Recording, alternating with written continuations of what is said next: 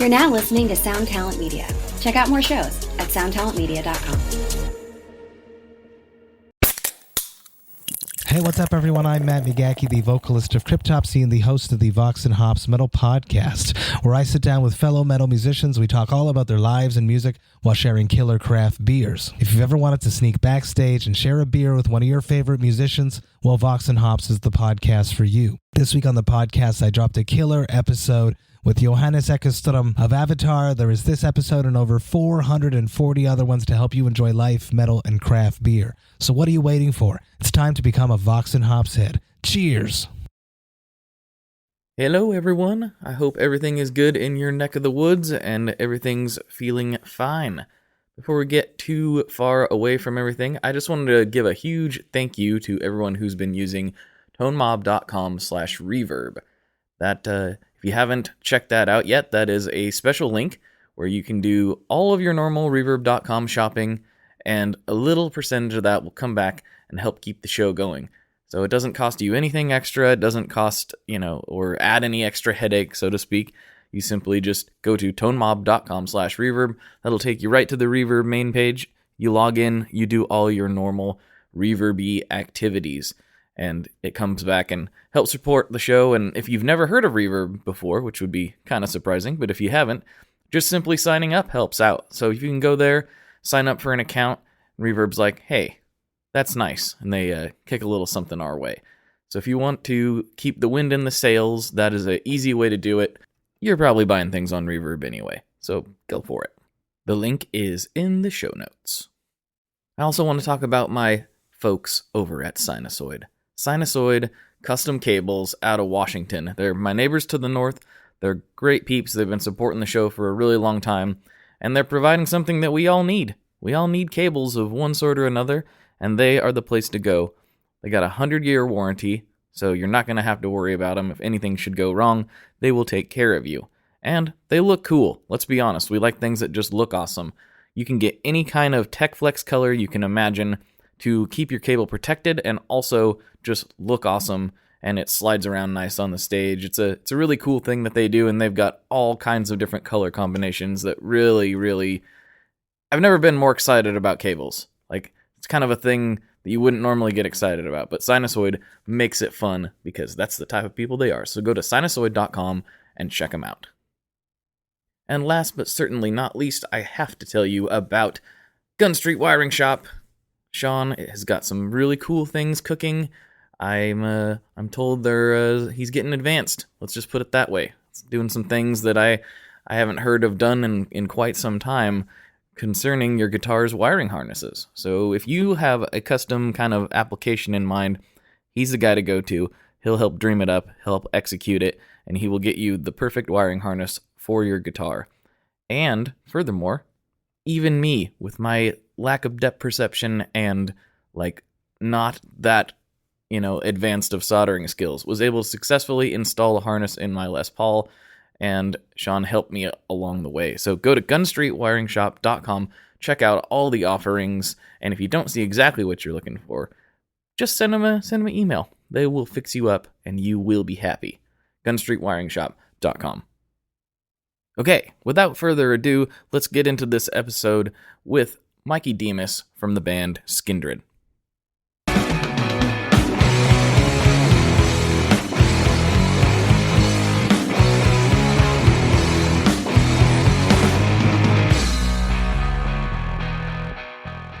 Hello everyone, welcome back to another episode of the ToneMob.com podcast, the show about guitar tone and the people behind it. I'm your host, Blake Weiland, and with me today, I have Mikey Demus from the band Skindred. What's going on, man? Hello. Hey, dude. How's it going? It's going really good. Really, like we just talked about, I just had a nice sandwich. I'm envious. Quite good. I'm not going to tell you what I had for dinner because when you described the sandwich to me, it made me feel like my dinner paled in comparison. But that's lunch for you because you're in a different time zone to me. It's dinner time here. It's like late-ish. Yeah. It's like the witching hour. It's afternoon here, so you're over there in Brighton, correct? That's right. Yeah, that's right. The weather's. I really want to visit there. Oh, okay. Have you ever been over this way? I've been to London. All right, it's not far from there. About an hour away from there. Yeah, I wanna get back over there really badly. Well, next time you're in the country rather, give me a shout, and Will do. I'll send Joe Branton up in a car to pick you up. And I don't know if do you know what? I don't know if any of those guys can drive actually. They can't drive. I think they can. I don't know. It's something about Brighton people that people don't have cars, they don't drive. I don't know. This might be slanderous, but I have a feeling that some of those guys can't drive. I don't know. This is where you're going to see I'm creating a serious slanderous content here. So for people who don't know what we're talking about the guitar nerds who have another podcast about guitar stuff. Right. And that is sort of how you and I got hooked up, because I remember hearing your band on the radio here in the States. You know, I can't remember exactly when. I'm like, this is a good band. And then years later, who knew that we would meet in a Guitar Nerds Facebook group? Right. It's a small world. Well, thank you very much. No, that's really cool. It probably was a while ago. We've been around forever. Well, that's a good segue into why don't you tell me about your musical backstory and the story of the band and all that jazz. Just to start from when you started playing guitar. Okay. So I was probably about like 11 or 12 years old. 11 years old, I want to say. And yeah, I don't know what it was. I just kind of woke up one day and figured I want to learn to play the guitar, specifically the guitar. And I know my dad had tried to kind of teach me a bit of it before, like I guess when I was like 8 or 9, because my dad always played guitar.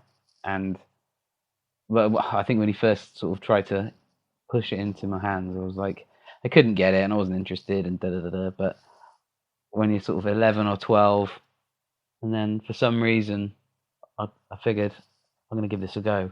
I remember seeing that the original Woodstock film, rockumentary, whatever you want to call it.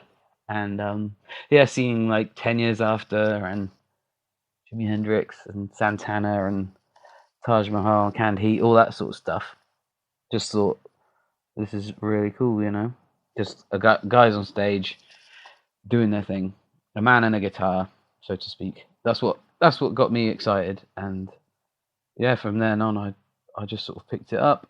I never had any lessons, never had any formal sort of education in music. I just got a guitar. My dad actually bought me a cheapish acoustic, like a steel string acoustic. And the idea was, if you can, make Green Day sound good on that, then, you know what I mean? It's kind of, he was kind of like, it's more of a proving ground, playing on a sort of on a steel string acoustic or whatever, like rather than go straight into like electric or whatever.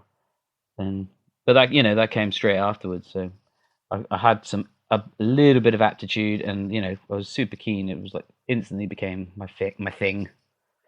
And we went up to Denmark Street, which is in central London. It's the West End of London, and that's where all the guitar shops are. Famously, there's like this place called Denmark Street, which is like they call it Tin Pan Alley, where all like these old classic guitar shops are in very close proximity. And there used to be a store there called Turnkey, which isn't there anymore. And that's where I bought my first proper electric. We kind of went halves on it. I think I'd saved up, like, I don't know, this, that, the other. My dad sort of said, "I'll split it with you. We'll go Dutch on a guitar." So I went up and picked out a Strat, this sort of Olympic white kind of blonde Strat, which was great. And yeah, that became like I held onto that thing for like 10 hours a day, every day for years and years and years, like 5 or 6 years. I never let that thing out of my sight, and it became my buddy. And it was like coming of age, really. Coming up in a fairly sort of rural kind of area where there wasn't much to do when you're a kid. I kind of took a lot of solace in playing a guitar for hours. That was back when I used to practice a hell of a lot. And yeah, and I would see things on. That was when like MTV was a big deal and that kind of thing. And I had a couple of buddies who had like MTV, or we would like record music videos on VHS, and you'd see like Beavis and Butthead and stuff, and it'd be like, what is this? You know what I mean? Right. And, right. and I remember going to my first time I went to the USA. I was probably about, I want to say like 14 or something, 13, 14. I wasn't very old, and that's when I got introduced to things like Rage Against the Machine, Soundgarden, things like that. Early 90s, and that's where that kind of found my stuff, if you know what I mean. I think the thing that got me excited back in, when I was a kid was 60s and 70s stuff, and like rock, like Led Zeppelin and Jimi Hendrix and that kind of stuff, all the classic stuff. But then when you're kind of finding your identity as a sort of teenager, and when you have like alternative guitar music, especially like from the USA and that kind of thing, that was a big turning point for me, where that's what I wanted to get into. And so when you're not formally educated in playing guitar or anything, you find yourself trying to figure things out by ear and buying tab books and things like that, and just working out how to do the thing yourself. And that a lot of that went into how I play now. I think is just a bit of improvisation in chords and weird shapes and things like that. I play so much stuff I wouldn't even be able to tell you what it is. It's like what to call it. It's just, you do this, and then you do that, and then you do this thing after that thing, and it does the thing. There's a lot of that. I can relate to that very much. There's a lot of that going on. I'm actually learning to play. I'm learning piano at the moment, and I'm learning to read music as well. And it's sort of, I kind of wish I'd done that back then. But I think if I'd approached guitar in a studious way when I was a kid, I probably wouldn't have been as into it. Wasn't as much rebelliousness, I think, than just DIYing it. So yeah, and then when I was about 17, 18, when I was about 16, I guess I was in my first band, which was with a couple of guys from school, like Bryan Adams. Mm-hmm. As in, I got my first real 6-string. Like, we didn't play Bryan Adams, but that's just like how the story goes. And then, everybody covers that song at some point. Yeah, I should probably learn it. So yeah, I did a band with a bunch of friends, and we sucked, and we would rehearse in people's garage, make a ton of noise, get told to turn down, all that good stuff. Did loads of covers, wrote our own stuff. It was really bad, but lots of fun. And yeah, then I was in another series of bands in and around Oxford, where I was sort of living at the time when I was young, and did that, and balanced that against working jobs to kind of feed the habit of guitar stuff. And about how old were you at the time? I guess like probably about 18, 19, I guess, was when when I was sort of doing a couple of bands, and I'd moved out of home. I was living with my sister and a couple of friends, and I was actually in a band with my sister and a couple of my buddies, and we would do like gig swaps with people around the country, and we played kind of weird, down-tuned kind of, wouldn't know what to call it really. It was kind of, it was around when like that big new metal thing was happening, but it wasn't like Limp Bizkit or anything like that. It was kind of a bit more somber, and my sister was really into Tool at the time, and I guess that had a bit of influence on it. And just not that it was proggy in any way, but just a bit of down-tuned guitars, a bit of jumping around, a bit of sort of meaningful lyrics, that kind of thing, but riffy kind of stuff. And so more Deftones than Limp Bizkit. Absolutely, yes. 100% yes. You got it. Nail on the head. So that kind of thing. And then I met Dan Pugsley through a mutual friend who is the bass player of Skindred, and I met him when I was about, I want to say like 20 years old, and he'd been doing this band with Benji and a couple of other guys in South Wales, which is where Benji's from.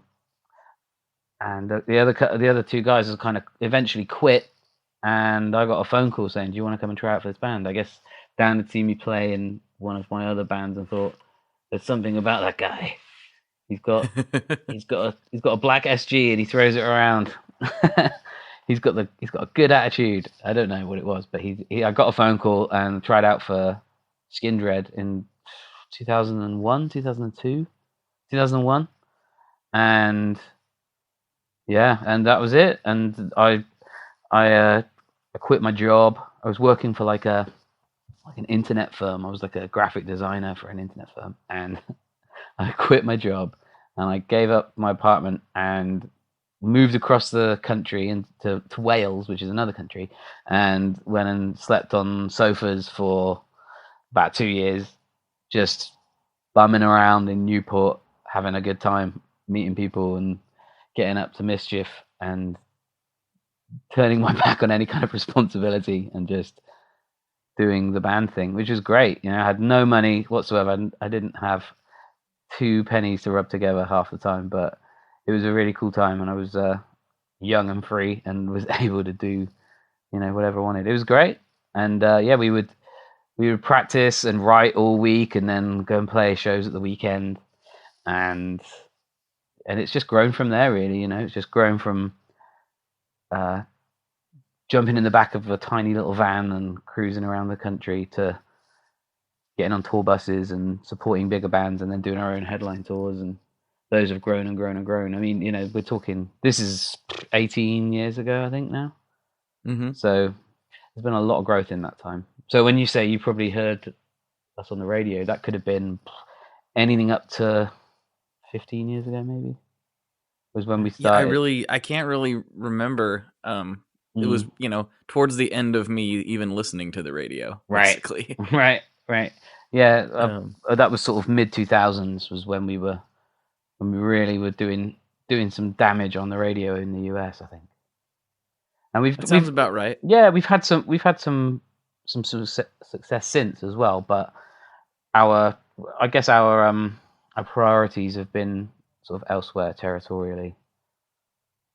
So yeah, that's something we were talking about off the air a little bit. It's just can be really challenging. Well, it can be really challenging the other way too, for a US band to go over to Europe and vice versa. Right. It's almost like trying to start all over again in some ways. Yeah, I mean, there's a big outlay to get around to, you know, and for the difference being for a band like us going over to the States is you've got visas involved, like, which costs quite a lot of money. We're at the stage now where the kind of show that we want to put on involves having several members of crew, which we struggle to do the show without. And that's not even like vanity stuff like guitar techs, you know. Like I'm not too proud to set up my own gear and strip it all down. I do it quite often internationally when need be, but I'm talking like a monitor engineer who also does certain sort of playbacky things, you know, with like clicks and stuff like that the 4 of us can't do ourselves when we're in the moment. And, you know, and the same goes for having a good front of house engineer, like a sound guy out front who has been mixing us for 7 years now, I think. And, you know, that you lose him and replace him with someone who's never heard you before or whatever. And it changes everything, because ultimately your live show, or, you know, I don't know, I guess it's the equivalent of recording in a studio and just not mixing it, just putting it out there. Like, don't worry about that. You know, you need someone who's there, the final set of quality control, the final set of ears before people hear it. And when, you know, you need that person, that has a big effect on what people are experiencing when they see you, you know. And it's one of those things where your live show just, it elevates. And we've got to the point where we can't really stomach the idea of not having that. Like when we do our big UK headline runs in European and elsewhere, we'll have a load of production and we'll have lots of lights and at least one guy who will come and, you know, take care of all that stuff. We have a lighting designer and he'll have an assistant, and there'll be multiple desks and a truck full of cases of cable and lights and lights and lights. And it's all incredible stuff. And then, you know, people see you and they say, man, that was so much better than last time. And it's, you know, it's this sort of unquantifiable thing. A lot of people don't realize that your production has gone up a level when you're still playing the same tunes that you have been, but it's a bit more of a, what's the word, stimulating experience. It's really become a show. Yeah, exactly. And we're at the point where we want to be able to do that consistently wherever we go, and so sometimes you get problems internationally not being able to do that wherever you go, and you have to strip things back, which is fine. But like, we're not a new band. We're not like, we've been around long enough to know that we want to do it the way we want to do it, and that, you run into problems with that and the costs associated with that. So it's all a very, very boring way of looking at how to make it work, but it is a business that we're running at the end of the day, and these are all factors that make or break whether something's going to happen, unfortunately. Well, I think bands get into trouble when they don't view it as a business, unfortunately, and no one likes to think of their art really in that way, Right. Especially not creative types. But Right. if you don't, you end up not being able to continue to do these things. In my limited experience, it's tricky, isn't it? And it took us a long time to come around to that sort of way of looking, and that sort of stuff can be something that breaks a band up. A lot of the time, people start a band, and they went to college together, they went to school together, they've known each other their entire lives, blah blah blah blah blah, and friendships get torn apart, they can get better, then get worse, etc., etc. You've got multiple relationships with people who all might have a common goal, but a completely different way of wanting to get there. And I guess that's the difference with a band like us, is none of us went to school together, none of us grew up together, we're all from 4 totally different corners of the country, and that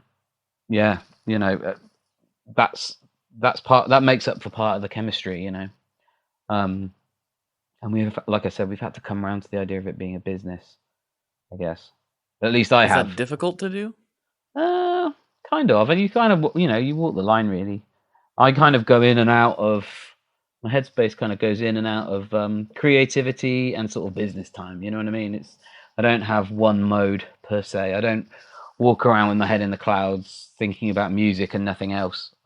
I'll have periods where I think very emphatically about songs, riffs, songwriting, choruses, the mix, blah blah blah blah blah, what we're putting out, etc. And then I'll have periods where I'm so knee deep in artwork and that kind of thing, designing merch for a tour, designing production for a tour, going through all that stuff with the people who are making it happen. And then I'll have my head into the financial side of it, etc., etc., the logistical side of it. Where am I going to be in 18 months' time? All that stuff, like the long game planning. So you can't be across all that stuff all the time. For me personally, you have to kind of put different hats on day to day, And then the other hat is just to put the hat on of being the rock star who doesn't want to be perceived to be thinking about any of that stuff. But that is right. That's just not reality, at least not for us. We're all of us. We're all across everything involved with our business at different points. It sounds like a really cold way of looking at it, but that's just. I don't think so. That's just reality. Yeah, it is. It's real. It is reality, and we could talk at length about music and all that stuff if you wanted to, no problem. But you just caught me on I was thinking about it in business terms for a minute, so I ran with it. I mean, I don't think it's a cold way of looking at it at all, really. I mean, I think it can be, right. And I think if you treat it exclusively like that, I guess if you treat it as a bad business, right, it can be a bad thing. But if you are trying to run a proper business, and that can be a good thing, whether you're starting a guitar pedal company or you're running a band. Absolutely, yes. And we still love what we do, 100%. And if you'd have had this conversation with me 10 years, 12 years, 15 years ago, it would be going very differently. I'd be like, "Hey man, everything's rad. Woo!" I'm a grown up. We're all grown ups. It's just the realism of it, and that's not taking away from any passion or feelings I have about what it is that we do and what makes us tick. That's just a realistic talk about how it works, I guess. Yeah, I think that's totally fair, and I don't think anybody needs to feel weird about it either. It's weird. It's weird that we do feel weird about it sometimes. Right. But it is what it is. Well, no one really prepares you for it. You know what I mean? It's like I picked up a guitar because in some weird way it felt, I don't know, marginally rebellious against something. I guess the people around your family kind of want you to knuckle down, and do your homework and do a good job and blah, blah, blah, and keep your nose clean and all that stuff. And for me, playing the guitar was kind of like my escape from whatever, you know. And I can see that people coming up have that same thing, and that's really awesome. And then, you know, you reach sort of adulthood, and for a lot of people, the guitar never ceases to be that thing. It's kind of like your thing on the side to your life. But I was very fortunate that the guitar became my main thing somehow, and it's keeping that on the rails is, you know, that requires work, and it requires being smart, and it requires thinking about things and having things planned out. I never thought for a minute that when I was a kid that I would be playing guitar for a living, writing songs for a living, playing music, touring for a living. I had no clue. I wouldn't believe it if you told me about it. I'm so privileged and so fortunate, and you know, and I've worked really hard as well. Not in maybe in a studious guitar-y way, but just in the sacrifices that you make and the work that you put in and the time that you put into things. And yeah, it's you gotta love it. It's a wild world. I'm very privileged to be doing that thing, you know. I relate so hard to what you just said. I mean, I'm doing something completely different, but yeah, my whole entire working day is centered around guitar and guitar stuff. Mm-hmm. And never ever did I think that anyone, if you told me as a kid that we would be doing this right now, here, I would have said you're crazy. Yeah, exactly. It's not ever going to happen. For me, it's like when I got the phone call to do you want to come and try out for a band, I was like, hell yeah, I do. And then I got the part, and I came back home, and I sort of was talking to my family. It's like, I think I'm going to do this thing, which involves migrating several hours away, upping sticks and moving and doing that, and quitting my job and quitting every sort of smart grown-up thing I've put in place. It didn't go down Right. it didn't go down very well. No, you know, I think that ultimately I got people's blessing, but it, you know, on paper it doesn't look like a very smart call, you know. What's your plan? Well, I'm going to go and live on someone's sofa and play guitar and just go to Europe and go around and go to the States and do this because it's going to be a blast, man. I mean, it's not the most solid of foundations, but it worked out. It's still working out, and I think that the reason what I was getting at earlier is that I think the thing that made me go, yeah, that's what I want to do, is because I think all of us guitar players, band guys out there in the world are ultimately running away from the responsibility of having to get a real job one day. And I've somehow managed to prolong that into my 30s, which is unbelievable. You know, it's wonderful though. Oh man, it's really wonderful. It is really wonderful. I'm very grateful, and I'm very, very fortunate. And yeah, I still love what I do. As it has its difficulties, as does anything, but it is a very, very privileged position. So what you were just talking about with the, you know, kind of explain to your family that you were gonna just uproot and do this thing, right? It reminded me of you know, especially growing up, I was a big Dropkick Murphys fan and still do like that band quite a bit. Oh, cool. But I remember reading or watching an interview. I was watching an interview with Ken Casey, and he was talking about, yeah, so I got married, and then I told my father-in-law that I quit my job to start this Celtic punk rock band, and I moved into his house. And he's like, I can't believe he didn't kill me. Right. Like, well, this is the thing. You hear those stories when it works, and it's like, amazing, good for you. You can do anything you want to do. But there are obviously so many stories out there of people who've gone, I'm going to live the dream. I'm going to make it happen. And it doesn't happen for everybody. And that's a great shame. But, you know, it can't happen for everybody. Otherwise, there'd be no one doing real jobs, making the world go round, and us idiots sort of jumping around on stage, throwing guitars around, trying to intellectualize what we do.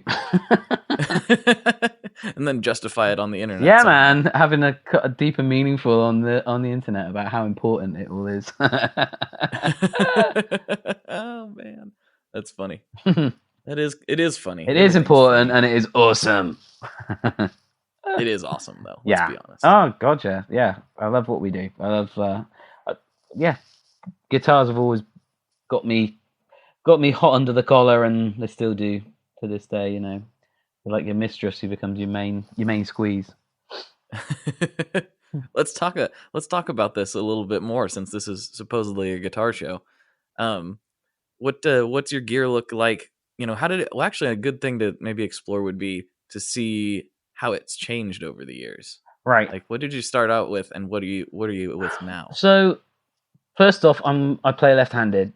So, a little known fact is I'm not actually left-handed. I'm actually right-handed, but I play left-handed, which is completely interesting. Which is completely ridiculous. But reason for that is both my parents are legitimately left-handed, and my dad had left-handed guitars in the house. And even before I had any notion of a guitar being one way or the other, like I had no concept of that. Just the idea of playing air guitar as a kid just felt right left-handed. And so when I picked up his guitar, it wasn't like, oh, weird, it's upside down. It was like, this is a guitar, and this is how you play it, and this feels correct to me. It doesn't feel weird at any point. So I just went with it. No one stopped me. No one corrected me, which is, you know, his fault really. I blame him, because I could have had access to any guitar I wanted. Instead, I've got like this percentage of weird and wonderful guitars that, you know. Anyway, so yeah, it started off when I joined the band. I went for a few guitars leading up to that. As a little side tangent, I had this really crushing thing happen to me where my original first guitar and a bunch of other gear that I had that was sort of our band's gear in the back of my car. I parked my car up in town to run in and get this pay slip from this bar I was working at. I was in like 5 minutes. Came out, my car had been broken into, and everything was gone. Oh. Like two guitars, a bass, a couple of amp heads, like a couple of little suitcases with effects pedals and stuff in. I'm talking like not just my stuff, like other people's stuff. And it was, I think the worst thing for me was my guitar. It was, you know, kind of crushing because it was like my only guitar, and I put a lot of blood, sweat, and tears into it. But it, you know, it was only a cheapy-ish sort of Fender standardy kind of thing. It wasn't like irreplaceable, but it was, you know, sentimental. The worst thing for me was my dad, who had lent me he had this like lawsuit Gibson Les Paul kind of. Well, it wasn't a Gibson, sorry. It was like I want to say it was like an Antoria, which is like a Japanese copy, but it was, you know, one of those ones that like a 70s Les Paul, weighs a ton, but it's better than a Gibson kind of deal. It was like, but anyway, he loved it and he lent it to me, and that got stolen. That really was like totally irreplaceable. So that was a super bummer. But anyway, so being a lefty, after that, I borrowed my buddy's Ibanez RG something or other, and strung it upside down, which is hell on earth if you can imagine playing a guitar with a Floyd Rose on it and the knobs on the wrong side. Imagine having imagine having to put up with that. So yeah, he graciously lent me that for a time, and that sort of got me through some gigs that we did and stuff before I joined Skindred. But then again, I went back up to Denmark Street and I bought a Gibson SG, like a black one, an ebony Gibson SG, and that became like my number one, and I worshipped it, and it got beaten up and played the hell out of it. And yeah, that was my number one when I joined Skindred, and I've still got that guitar actually. That's upstairs in under someone's bed. I don't know whose. Yeah, that one's been battered to hell. It's been all around the world a million times. So yeah, when I joined the band, I had like a Marshall half stack. It was like an early 90s JCM 900 head and a 4x12 Marshall, and I had this Gibson SG and nothing else. I didn't even have like a tuner pedal. You know what I mean? I had nothing. I had like a cable. Like I turned up at rehearsal, like, here I am.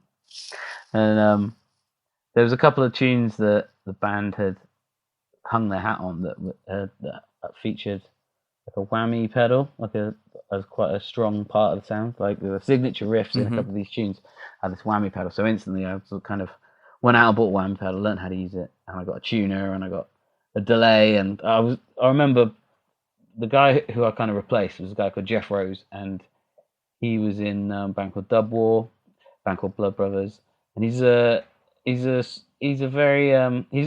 similar to me in a lot of ways, in that he never had a lesson and he was self-taught and just a kind of punk rocker, but he's got this touch and this feel to a guitar that he calls himself like Sausage Fingers because he thinks he's a terrible player, but he's great, and he's got an amazing feel and a great ear for like what sounds great and great tone. And yeah, he was kind of really, really, really pushing the boundaries of what you could do with just a couple of pedals in front of you, in the same way that Tom Morello does that thing. And he'd never even heard of Tom Morello, you know what I mean? He's kind of he lived under a rock. He didn't know about any of that stuff. So it was kind of serendipitous and just a pure coincidence that he was kind of getting into whammy stuff, and I took that on and learned to use it, and it became part of my arsenal. So yeah, early days of the band, I'd have like a few pedals in front of me, and I've got this Line 6 FM4, like the purple Stompbox modeler, you know, and that became like my little palette of weird and wonderful, skronky, weird synthy noises, you know, like stuff that doesn't sound like it's coming out of a guitar kind of thing. So I'd have so I'd have like that. I eventually got a DL4, which, you know, so you could have a few delays, and it just grew from there really. And every time we went on tour, I'd buy something new, some kind of new pedal, and stick that in there, and just I never was at that point. I was never really into subtlety, you know, or just, you know, like a transparent overdrive or any of that nonsense. It was just like, when you switch this thing on, it has to literally be jarring, or you have to know something's changed. You have to know something's happened. People in the crowd need to go, oh, what was that? You know? And it's sort of been the same way ever since, pretty much, for Skindred and what we do there. So at one point I had this pedal board that a guitar tech friend of mine lovingly called the Gunship because it was huge. And it was way back in like early 2000s when you'd see all these like true bypass strips sort of popping up on pedal boards and things like that, like, you know, like with multiple loops and that kind of thing. I had a long one of them with like 8 loops on it and a different pedal in each one, and then a load of pedals in front of it. And I was touring a lot of pedals, including like an old original WH1 Digitech whammy, which kind of sought after, and just a load of other stomp boxes really. And I was always a handful of stomp boxes into a tube amp, a high gain tube amp kind of guy, and that was the way for a while, you know. And then when we were in the States for many years, I went through. Obviously we had a song that reacted really well at radio called Nobody, and it got on a bunch of soundtracks, and it got on. It was put on Need for Speed Underground, I believe, which is the game on the nice on the Xbox or PlayStation, and that's I think both. Do you know what? I never played it, but so many people still to this day still go, "Oh, that's where I know you guys from," because it was a successful game by all accounts. So anyway, where I'm going with this is, in the States we gained some popularity, so we spent a lot of time there, and also we were represented by American management and an American major label. So I started being approached by companies to play different things, including I was playing Ernie Ball for a long time. I was playing like Music Man guitars, Axis guitars, which were great, really solid guitars, really well engineered. Ultimately, I moved away from them because I just felt like they couldn't really do anything special for me other than just spray them a color, which was great, but I kind of wanted something a little bit more custom, you know, and they weren't willing to do that, which was understandable because we're only a small band. But I moved around to another couple of companies. I was playing Randall amps whilst I was over there, like using those modular Randall amps that had the preamps that you could plug into the front. Oh yes, remember those? Like the Egnator design things, and those were fun. And that was like my US sort of touring stuff for a long time. And then moved on to, I think I was playing ESP for a minute after that. I want to say, like in the late 2000s. But it was tricky. It was tricky trying to find something that the company made that just worked for me, being a lefty, because you're limited by what a company will make left-handed. And I remember just feeling like I was borrowing someone else's gear, if you know what I mean. Like, they're great guitars, really cool. And you see them in other people's hands, and they're like owning those things. But I felt like a bit of a fraud picking that thing up. It wasn't really me. And it got to the point where you were picking the wrong kind of fight with the guitar. You weren't like picking the right kind of fight. And so again, I moved on to.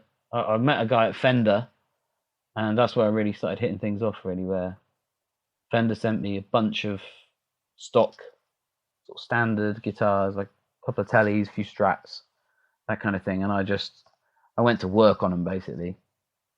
So I took them to pieces, resprayed them, smashed them up, changed the pickups, put the put like locking tuners on, and changed all the hardware and stuff just to make it like a bit more drop tuning worthy and a bit more high gain worthy and all that kind of stuff, and just wanted things which just looked a little bit less off the shelf, Totally. And yeah, that's where I started to feel like this is all starting to make sense now, gear wise. Like, this is my thing, and having a thing, if you know what I mean. Sometimes it takes a minute to find a thing, but having like a Telecaster, like a genuine Telecaster, was kind of unlocked a lot of identity, I think, where I was like, this is where it's at. This is what I want to be doing. This is what I want to be playing. And what kind of pickups and stuff ended up in those things to make them more, drop tune, high gain friendly? So my sort of, I suppose, my number one guitar in the world is what I call a Ratocaster, which is a standard Mexican telly body, which was black, and I resprayed that silver, and it's got a Highway 1 Stratocaster neck on it, and I put locking Spursel tuners on it, and it's got a Seymour Duncan hot rails for telly in the neck and the bridge. Oh, cool. And it's rewired to volume. There's no tone on it. And that's the one, really. That is the burning house, run in and save that guitar. It's not worth anything. It's just a standard body, and it's just like the neck's made in the US, but it's from a Highway 1. It's not custom shop. It's not master built. It's none of that. If you try to resell it, it's a $600 guitar, but it is absolutely irreplaceable and I don't have any sentiment about anything else by comparison. That would be the one that, if that went missing, if that got stolen, if it got destroyed, that would be quite heartbreaking, because of the amount of hours of playing and care and love that has gone into that guitar, and just how much action it's seen. That guitar's been to hell and back with me, and I would be very gutted to see that one go. I'll never sell it. I'll never get rid of it. That'll be in my life till I'm no longer around. And again, it's just a cheapie. It's like, it's beaten up, and it's got a lot of me in it. And yeah, I love it. But that's been retired now. I don't play that one live anymore, because I'm too worried about it going missing. One summer we did, I think we were flying to Europe. And here's a tip to anyone out there who's got anything precious that they're traveling with. We're flying to, I want to say, Germany, and we were flying with Air France, and we had a connection, had like a very short layover at Charles de Gaulle Airport in Paris. And notoriously, I'll say it now, if you are landing in Charles de Gaulle and you have a connection, there's a good chance that your stuff will not make it to the next flight. I don't know what it is. What? I feel like that airport is kind of cursed by something. It's happened to us a few times there now, where I don't know why, but I don't know, maybe the baggage handlers just have got it in for musicians. I don't know, but they're drunk. Maybe our stuff did not materialize on the other end, and we were literally flying in to do a festival same day, and we had to cancel the festival. We had to cancel the festival the next day, in another country. And then I think 3 days in on this little run we were doing, we traveled to Spain. We borrowed gear to make this festival happen, being out there with no instruments. And I think a week later this stuff materialized, and I said, yeah, I'm not taking this out anymore, because if that had gone missing, I would have been so gutted. And I don't imagine that the airline could have done much about it.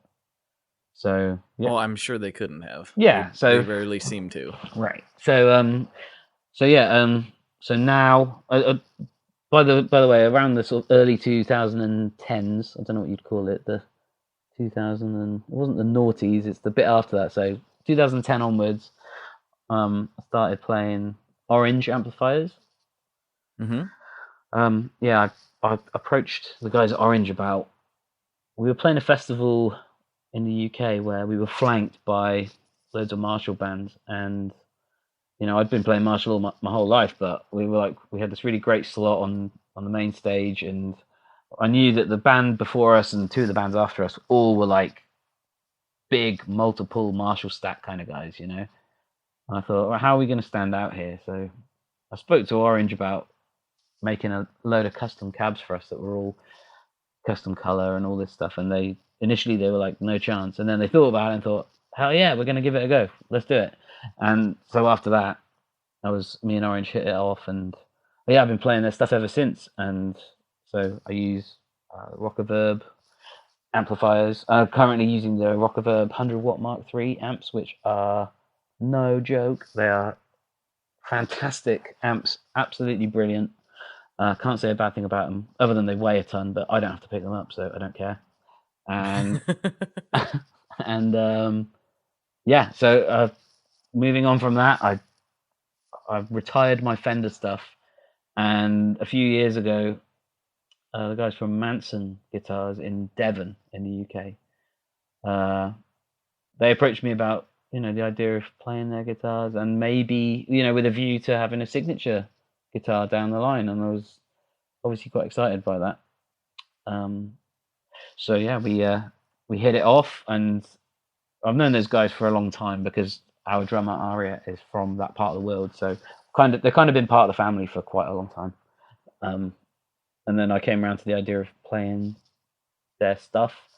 They lent me a few production models, and I kind of thought I'd change this, I'd do that, I'd swap this over, blah blah blah blah. And yeah, we put our heads together and decided to put out a signature guitar with all my specs. And yeah, I couldn't be happier with it, to be honest. It's kind of loosely based on kind of 70s telly, sort of Keith Richards telly, but kind of modernized and ready to play modern kinds of music, that kind of thing. Modern reliability, but kind of classic kind of look with an edge, with a twist. Because I don't know if you know, but Manson's best known for making guitars for Matt Bellamy of Muse. Mm-hmm. That's where I was going. You're kind of doing a funny thing in this. It's like you're reading my mind. Everything that I want to ask you, just keep volunteering. So this is really easy for me. Oh, nice. It's because I have ESPN. You do? That's what my wife says. I don't know if that's ESPN 2 or 1. I have ESPN. I have ESP. So yeah, Matt Bellamy, obviously really talented player, but his thing is like having loads of tech under the hood in his guitars. And to be honest with you, I've never really had any of that. I didn't really need any of that. And just in terms of identity, I was keen to put something out that was totally different to anything Manson had hung their hat on before. So I was like, right, they were like, we could put a MIDI strip in it to control your whammy. We could do this, we could do that. I was like, to be honest, guys, I'm not really interested. I like a guitar to be a guitar, pedals to be pedals, and never the twain shall meet. So, I mean, I'm saying that now. Chances are I'll get a Fuzz Factory implanted under my eyeballs at some point or something. I don't know. Yeah, but, and a Chaos Pad. Yeah, man, Chaos Pad on my beer belly to sort of control various things in my body chemistry. But no, the guitar stays as a guitar as far as I'm concerned. And so yeah, we took this kind of like 72 telly custom, telly deluxe kind of deal, with the sort of humbucker in the neck, the four two-tone, two-volume Les Paul-ish switching and electronics, and just with that kind of big scratch plate, that kind of vibe, and then it's with one of Manson's production body shapes, which is what they call an MA. And I think most of Manson production stuff has like a soft V neck, which I didn't get on with so much, and so my neck is kind of more standard C shape, kind of thin-ish. It's compound radius where it kind of goes from 10 inches down at the bottom up to I think 16 at the top. So it flattens out, So you can still play lead on it. It's got great big jumbo frets on it. Because the thing that I loved about the Highway 1 neck that is on my Ratocaster and a couple other guitars is that the fret wire was humongous. It's like bass frets almost. And I really fell in love with that. So we brought that over to the Manson stuff, having that huge fret wire and lock-in tuners, and just Manson kind of went for it with their own thing with the hardware. Like you can get these really cool knurled aluminium knobs on the guitars, and the color schemes we decided on, really stoked with. I think the orange one's called Atomic Tangerine, which is really cool. It's kind of satin candy metallic orange. It's really weird, but it looks killer. And there's a matte black one as well, which looks seriously dope. And I don't even have one of those yet, and I'm trying to peel one of those out of those guys. But live wise, I'm playing all Manson now, and I think I have 4 that come out with me. I've got the prototype of the MD2, which is my signature guitar. That the MD1's kind of like their one with basic hardware, basic Seymour Duncan pickups, etc. And the MD2 is the one with all the upgrades, so all the custom hardware, all the Psychopath pickups, which is their in-house brand made by Simon Thorne, and lock-in tuners, all that good stuff. I've got a full custom guitar they built me, which was kind of based on the Ratocaster. It's kind of got that silvery finish, and a really chunky neck, which is sort of roasted flame maple, but it's sort of stained to look mahogany. It looks really cool. It kind of looks like a James Trissart kind of neck. Interesting. Yeah, it's really cool. And then I have a couple of their production ones with a few tarted up bits to kind of make them a bit more me. One's been resprayed, and I use them for a different tuning. And that is pretty much up to date of what I play live. I mean, I've got that's the journey, right? I've got a reverb store with like all kinds of stuff for sale because I've literally accumulated about 40 guitars in the past 20 years, and they've got to go. I've got too much stuff. It's insane. Outside of my live rig and the touring stuff, which lives in a lockup, which is great, I have a load of personal collection stuff, which is kind of taken over, and I'm trying to get like 25 guitars down to like 5 guitars, which is really difficult because you have sentimentality attached to guitars that might not be worth a lot financially or whatever, but it's kind of you just can't get rid of them. Well, I'm a gear hoarder. God, yeah, me too, man. Me too. I can't get rid of anything. I think I've sold one guitar in my life and I regret it. So it's like, I can't do it. It's difficult. Well, you get to a point where it's like, I think a lot of guitar players have this kind of dream of having the gear room. You know what I mean? Like, all the gear up on the wall, everything presented nicely, everything polished and kind of, or not, and just kind of everything's in the room, everything's organized.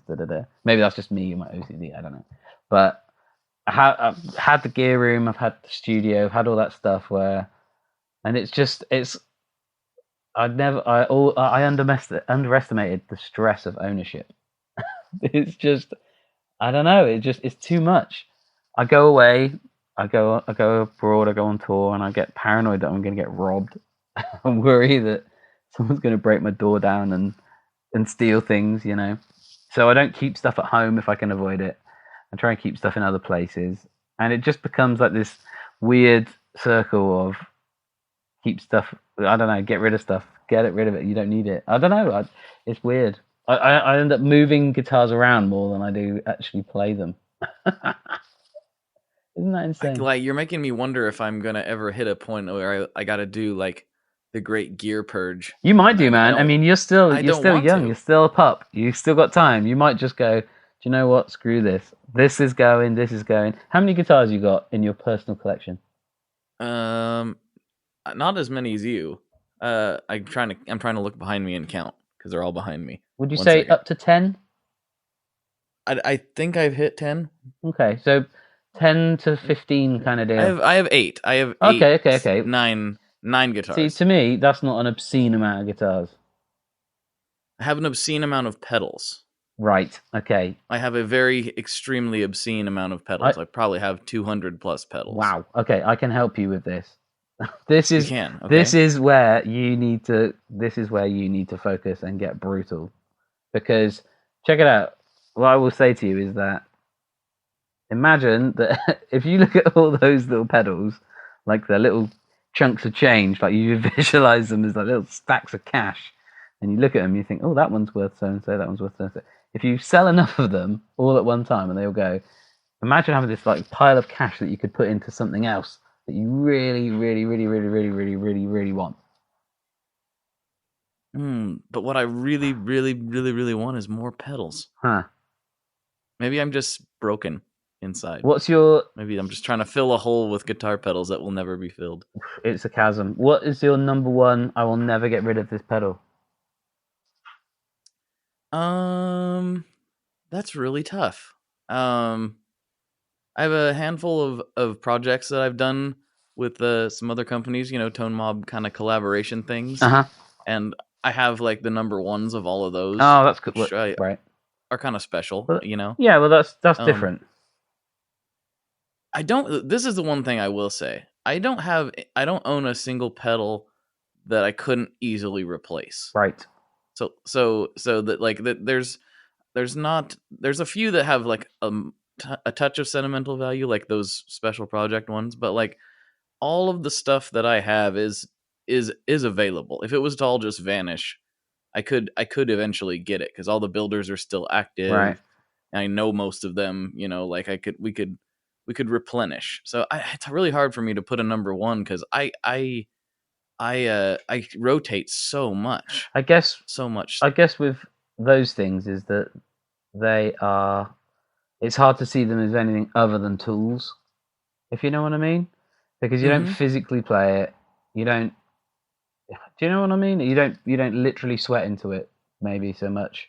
It's kind of does something to something else and has an effect on something else rather than something that you have this massive connection with. I don't know, but I have no problem shifting pedals, buying pedals, getting rid of pedals, moving pedals on, swapping pedals. I don't have as much sentiment attached to them. The only I've probably got a handful of things that I wouldn't get rid of, but that's more about what they're worth and their scarcity on the market. That's just probably a brutal way of looking at it. Like I've had a handful of original whammies, WH1 whammies that are worth a fair bit of money. They're rare, they're out there, but I've got a couple of them left which I won't get rid of. I've sold a few. I've got a Memory Man that I won't get rid of. I've got a Boss CE1 that I won't get rid of.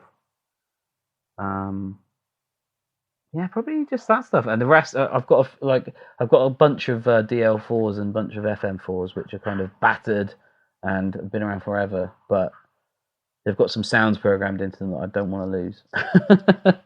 But yeah, other than that, no, I'm the same. I mean, I probably have. Like I said, I'm having this huge gear purge at the moment. I've sold a bunch of stuff on Reverb, but I still have easily 60, 70 plus pedals at home. And if I was really brutal, I could probably strip that in half. But I feel like I've done enough brutality. You've hurt yourself enough for 1 year. I beat myself up enough for getting rid of stuff. But like I said, Yeah, no I kidding. have less sentimentality about certain pedals, and I've bought more pedals than I should have, and those are the ones I find it easier to get rid of.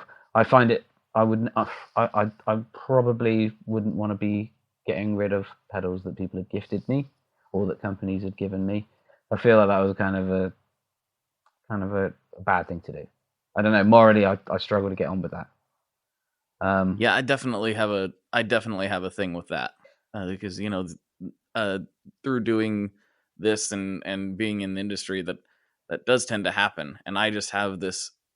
And, some people are like, it's fine, you can do whatever you want with it, and I do support that. Mm. Like, it is your property at some point, Right. but like I struggle with the same thing. Like, but this guy, he gave this to me. Yeah, it's different, especially when it's like an independent thing. Like you look in someone's eyes, and it's like that they put it together with their hands, and you can see that it's literally money out of their pocket that they're putting in your hand and going, do something great with this thing. And the thing you're not going to do is stick it online and try and sell it. No. I'm not really into that. But I've been buying and selling gear for years, and most of it I paid for, and I think it's just, it is what it is. You know what I mean? It's true. Well, speaking of pedals, I do want to ask you something about pedals. Go for it. What is your favorite Boss pedal? Favorite Boss pedal? Space Echo RE20, I think. Good call. Yeah, that was an easy one. Yeah, I've had one of those in the arsenal for, well, since they came out. Really, I was like, yeah, this is a big part of me. I've always loved the Space Echo, and being able to put one on your pedal board that's kind of close. It's, to be fair, it's not massively like a Space Echo, because every Space Echo is different, and if they're old enough and the tapes are weird, then they do weird things, and you'll play one in a studio and it'll never do the same thing twice, and it'll have all this weird erraticness that the pedal can't possibly try to emulate. The pedals are very consistent, which is great. The sounds that come out of them are great, but it doesn't have that weird randomness, if you know what I mean. Which I don't know how it works. Like, I don't know how the Chase Bliss stuff works. Like, I don't know if there's DSP going on, but I feel like there's more randomness with some of the pedals that they put out. If you know what I mean, like, like I don't know what the is it the tonal recall?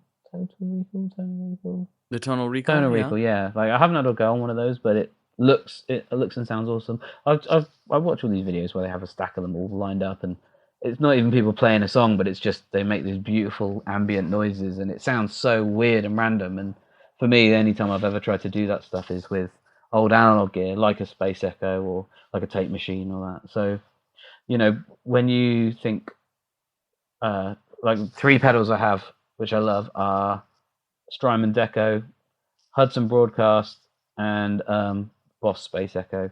And having those 3 on a pedal board is so much fun. That's like my 3 favorite studio things really, is like a Neve channel strip, a tape machine, and a tape echo. You could literally plug me into those 3 things. I'd have more fun than a man should have all day long, night and day. And having like 3 little boxes that kind of try to do that thing is a lot of fun. Even those are all great. Oh yeah, hell yeah! Like those, I feel like the Hudson Broadcast and the Strymon Deco are just make gooder pedals. Like they're hard to turn off. When you turn on and go, wow, this just feels really good to play, and it's hard to turn them off and take them out of the chain. And the Space Echo's killer effect, and the Boss pedal does a really cool version of what the Space Echo unit does. Very, very good. Very nice. I gotta say, I think, and I bet you agree with me on this, I think the Deco is Strymon's most underrated pedal. 100%, yes. 100%. I mean, yeah, I think I saw the video for what it does, and I was like, I have to have one of these. I don't know any other of their gear. I've got enough delay pedals and enough ambient stuff where I know the timeline's great. I know the Big Sky is great. I've played through them. I know the Mobius is great, but I just can't justify stretching for one, because I don't feel like I need it in my life. But the Deco is like, I need this in my life, 100%. There's nothing else like it. Yeah, the Deco is wonderful. Yeah, and it really does something to. I like gear that makes you not want to put your guitar down. You know what I mean? And that is some of the most fun stuff. Yeah, absolutely, and especially when it's something like I'm not a real huge modulation fan, and the other day I had to go on. You've heard of a company called Thorpe Effects? Oh yes, Yeah. Yep. So the other day I went to visit Thorpe. He's a friend of mine, and had a go on his new chorus pedal, the Deep Oggin, which is an awesome, amazing pedal. Absolutely amazing. Didn't want to put the guitar down. Just makes you want to play. And I don't even like chorus. I don't. It's not even something that I like. But plugging into that thing, it's 100% analog. It's an original design. He co-op built it with Dan Coggins, who oh right, from he did why can't I think of that? Legendary pedal company. Yeah, I've gone. Love Tone. Thank you. That was on the tip of my tongue then. I was like, I'm about to put my foot in it and get it completely wrong. Yeah, it's Dan Coggins who did all the Love Tone stuff. Yeah, they built that together, and it is just pure bliss plugging into that thing. It's just, you feel like you're in the studio with John Frusciante or something, just having that lush sound at your fingertips. It makes you just want to keep playing, which is a sign of a really cool effect, I think. That's awesome. Yeah, I'm very excited to check one of those out. out. Definitely, and especially, like I said, I don't really like chorus. I have the only one I've really liked, and this isn't even snobbery. This isn't like cork sniffer stuff. Maybe I've not tried enough of modern equivalents, but it's the same goes as with the CE1. It's just, you plug into it, and it just, even when the effect's bypassed, it does something to the guitar where it's kind of like this cool preampy vibe where it's just sort of, just feels like it's doing something really great, even if it's not modulating. And I've never really plugged into another chorus that does that. They might be out there, but I've just never plugged into them. I guess I don't really enjoy the sound of the effect, but I enjoy playing through a really nice analog chorus. Yeah, I found that for me, there's not very many digital choruses that I love. No. There's some really nice analog ones that I do like. But I really like, and this one is digital. One of my favorite choruses is the Mr. Black double chorus. People have been It's saying so about weird. People have been saying about this guy. I was asking about something on a group the other day, and someone said you have to check out the Mr. Black stuff. I've never played any of his gear, and it sounds right up my alley, to be honest. I know Jack really well. He's here in Portland. Oh, okay. And he makes, crazy sounding stuff. Not crazy into where it's like, wow, I don't know what I would do this, but it's like the depths of sound in like his DSP stuff that he does is so, it just sounds so good. All of it is, the sound quality is just top notch. I love it. I think that's the mystery element to me, is the DSP stuff that's kind of really making waves, because it makes absolutely no sense to me. It's a mystery to me with like analog or just point to point wiring. It makes sense. Like my dad was a electronic engineer for like 25 years in the Air Force, and I grew up surrounded by the smell of solder, and always was encouraged to like take things to pieces and find out how they worked and break them and try and fix them and put them back together. So I'm always messing around with stuff around the house, trying to fix stuff and fixing gear and improving gear and breaking gear and modding gear and doing all that kind of thing. So I totally get like a rudimentary circuit, and I totally get how things work and how one thing makes that last thing do something else, etc. But yeah, with the digital stuff, and where the core sound of a pedal comes from someone writing code into a computer. That's the mystery, and I think that's the real magic. And I think that's a lot of where the industry is going, if you know what I mean. Because in the same way that the adage that anyone can play guitar, like anyone can pick up a guitar and plug it into an amp and feedback and harangue this guitar and make a noise and make it sound awesome and go, have that attitude thing. I feel in the same way that, pedals in a lot of ways, it's an approachable thing. It's not a mystery to me. It's not like it's not weird voodoo science. It's kind of, it makes sense, but the DSP stuff, the digital signal processing is where the real mystery is at to me, because I don't understand it. I feel like I want to learn. I feel like I need to learn to code to kind of understand it and do that thing. Maybe I'll do that. In the same way that I've always loved piano my entire life and it was always a mystery. And then in the last 18 months, I've started learning and now it's not so much of a mystery. I think I need to learn whatever language it is that people code pedals in. I feel like I need to learn that. That's my mission now. It's such a weird thing to me too, because like I talk to Jack sometimes, and and he starts going off about layman's terms to him of code, and I'm like, dude, I don't have a clue what you're talking about right now. Total Greek. And you take it as far as things like the axe effects and Kemper. I mean, those things are born in that world. It's not about, hey, you've really got to hear these capacitors I sourced from this junkyard. In terms of, it's about a person at a computer understanding things that most people will never have a chance of understanding, and the product being completely awesome as a result. That to me is as magical as any analog tube piece of gear out there, that you can take an idea, make it physical via software, and it go on to inspire people. I think that's great. I think it's amazing.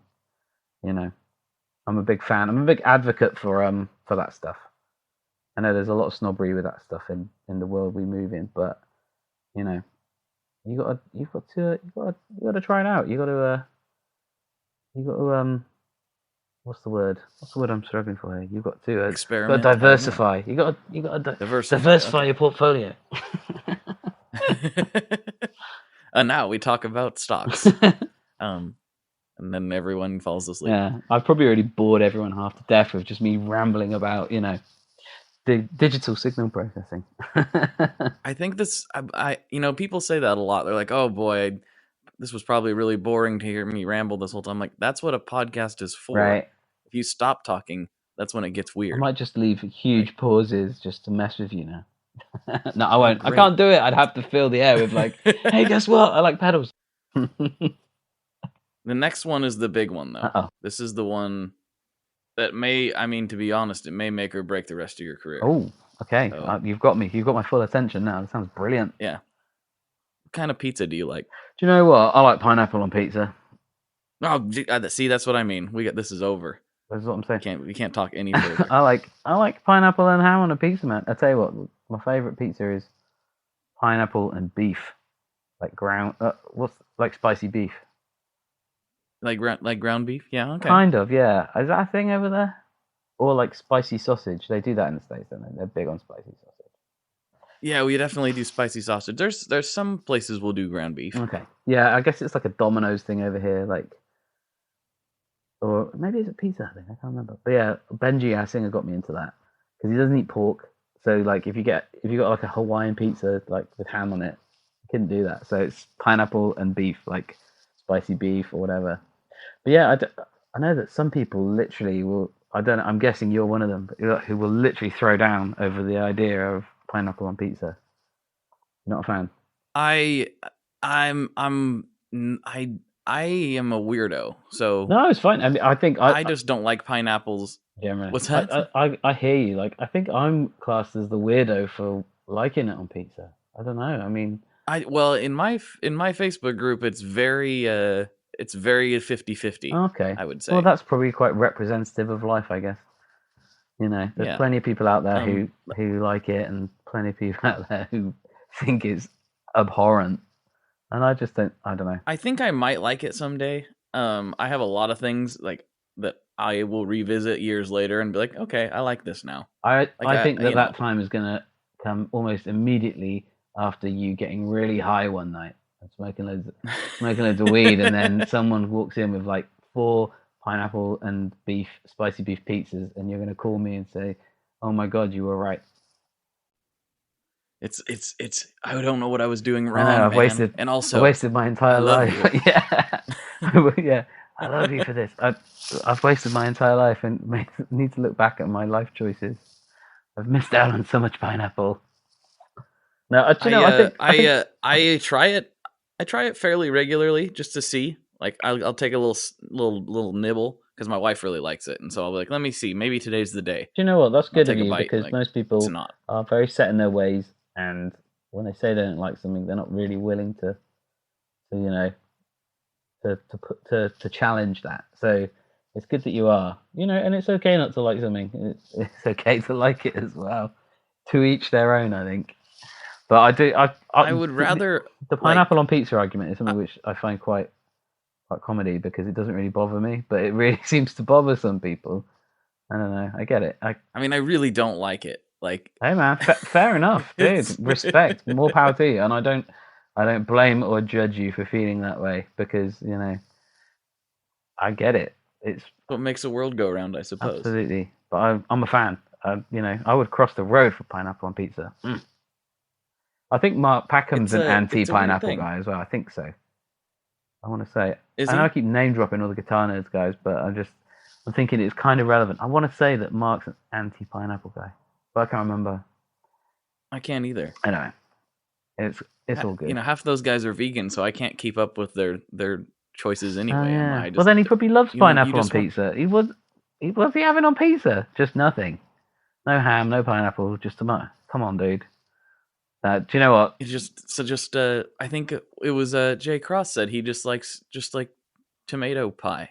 Well, fair enough. That's like probably quite traditional. I mean, I've been very lucky to go to Italy a handful of times. Went to Sicily a couple of times, and some of the best pizza I've ever had. Do you know what I mean? And it's always the simpler the better, and that kind of goes for wherever you go. Like go to Japan, the sushi's really really simple, super simple. There's no frills. It's the best you've ever had. You go to India, the food's really simple, best you've ever had.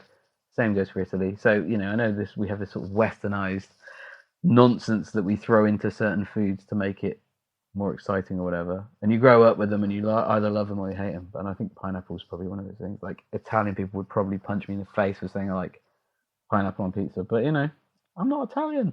I'm a Brit, and I'm a heathen who grew up with pineapple on pizza.